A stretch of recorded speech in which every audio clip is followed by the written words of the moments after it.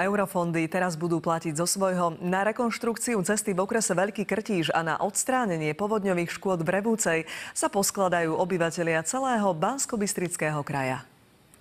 Nekonečný príbeh. Tak nejako vyzerá kolotoč okolo rekonštrukcie cesty Sucháň-Čebovce. Keď ju opravia, bude to najkratšia spojnica zo Zvolena do Budapešti. A dlho to už nepotrvá. Viac ako polovica diela je urobené a vlastne čo teraz tí ľudia, ktorí tam permanentne pracujú soboty, nedele. Peniaze z eurofondov ministerstvo pôdohospodárstva stoplo. Samosprávnemu kraju vyčítali nedodržanie podmienok. Projekt bol zmluvne dohodnutý s termínom ukončenia do 31.12.2014.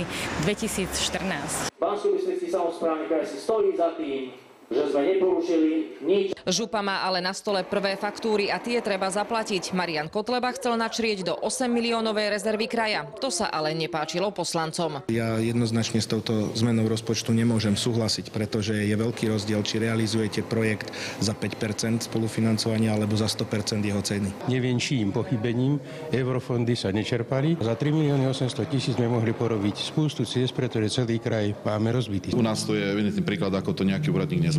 Vinníka hľadajú poslanci aj župan. Ten dnes čítal z listu, v ktorom kontrola z úradu vlády vyhodnotila, že ministerstvo pôdohospodárstva pri prvom odstúpení od zmluvy nepostupovalo správne. Otázka dnes neznie, prečo musíme platiť z vlastných peniazí. Otázka znie, či ministerstvo, riadiaci orgán muselo alebo chcelo od týchto zmluv odstúpiť. Okrem žaloby preto podali podnet aj na Najvyšší kontrolný úrad. Stanovisko ministerstva k tejto veci sa nám popoludní už získať nepodarilo.